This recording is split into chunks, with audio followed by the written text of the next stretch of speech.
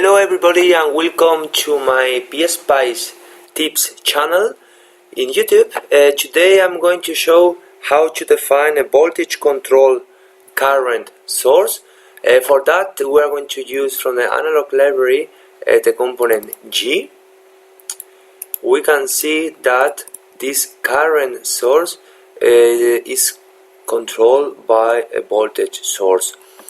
And we can see that here we are going to have 3.333 volts from this different multiplied by this gain. We are going to have here approximately 3.333 amperes flowing in this direction. In order to show that, I'm going to create a simulation. Let's say current.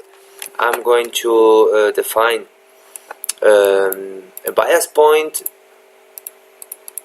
simulate, and shortly I'm going to get here first of all the voltage. We can see here we have this minus this, and we can see that the current I have here flowing through or in this direction is 3.333 amperes.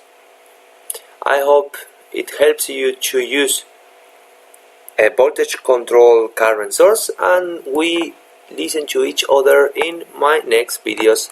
Thank you, have a nice day.